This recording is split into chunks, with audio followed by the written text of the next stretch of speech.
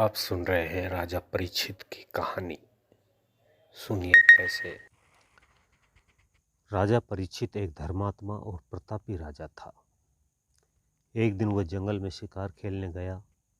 आखेट करते हुए राजा परीक्षित जंगल में भटक गया और भूख प्यास से व्याकुल हुआ तो किसी ऋषि के आश्रम में पहुंच गया। राजा ने आश्रम में जाकर जल मांगा। ऋषि उस समय ध्यानस्थल में थे। उन्हें कुछ पता नहीं लगा और राजा ने पुनः गंगा जल मांगा, लेकिन ऋषि ने कोई जवाब नहीं दिया। राजा ने जो सोने का मुकुट पहना हुआ था उसमें काल बैठ गया और काल ने अपना प्रभाव दिखाया, जिससे जब ऋषि ने उसकी तरफ देखा ही नहीं तो राजा ने सोचा कि ऋषि ने मेरा अपमान किया है। गुस्से में आकर राजा ने पास में ही पड़े एक मरे हुए सर्प को उठाकर ऋषि के गले में डाल दिया। ऋषि का पुत्र कहीं बाहर गया हुआ था। जब वह लौटा तो उसने राजा परीक्षित को अपने आश्रम से बाहर जाते हुए देखा। ऋषि पुत्र जब आश्रम के अंदर आया तो उसने अपने पिता के गले में मरा हुआ सर्प देखा। तो ऋषि के तेजस्वी पुत्र ने गुस्से में आकर राजा को शाप दे दिया कि इस दुष्ट राजा को आज से 7वें दिन तक्षक नाग काट लेगा, जिससे इसकी मृत्यु हो जाएगी। जब ऋषि को इस बात का पता चला तो उन्होंने अपने पुत्र से कहा कि पुत्र, तूने अनर्थ कर दिया। राजा परीक्षित जैसा धर्मात्मा, दयालु और प्रजापालक राजा कोई दूसरा नहीं है।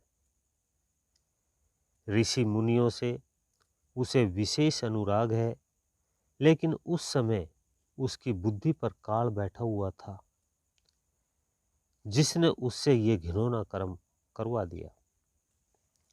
परंतु तुमने उसे श्राप देकर उससे भी ज्यादा कुकर्म कर दिया। महल लौटने पर जब राजा परीक्षित को अपनी गलती का एहसास हुआ तो उन्हें बहुत पश्चाताप हुआ। वे आत्मग्लानि से भरकर ऋषि के पास क्षमा याचना के लिए फिर से लौटे।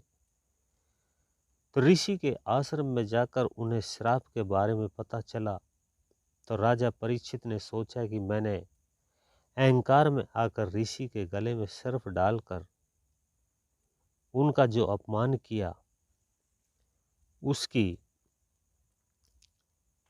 ध्यानस्थल अवस्था में विघन डालने की कोशिश की। उसका फल तो मुझे मिलना ही चाहिए था। मैं विषय विकारों में आसक्त हो रहा था। दया में भगवान ने श्राप के बहाने मुझे उनसे अलग कर दिया। ये सोचकर राजा गंगा तट पर जाकर के बैठ गया। 7 दिनों तक उन्होंने निर्जल व्रत का निश्चय किया। उस समय वहां घूमते हुए सुखदेव जी पहुंच गए।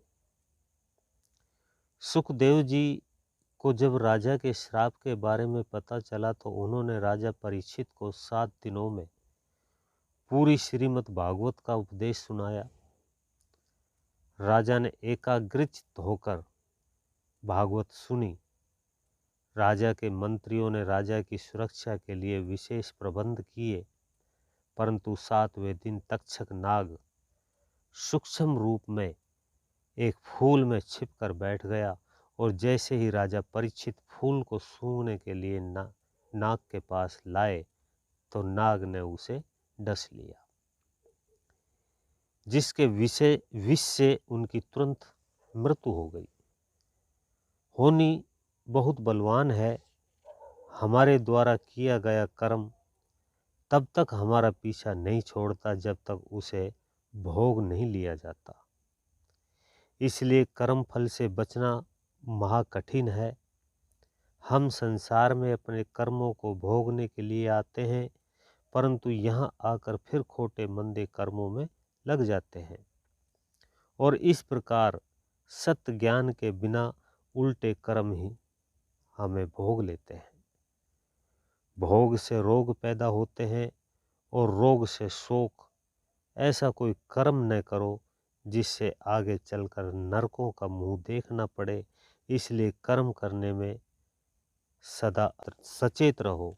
यह वीडियो अच्छा लगा हो तो वीडियो को लाइक करें और ऐसे ही और भजन सत्संग सुनने के लिए चैनल को जरूर सब्सक्राइब करें और बेल आइकन को प्रेस करें, जिससे सबसे पहले नया वीडियो आपको देखने को मिले।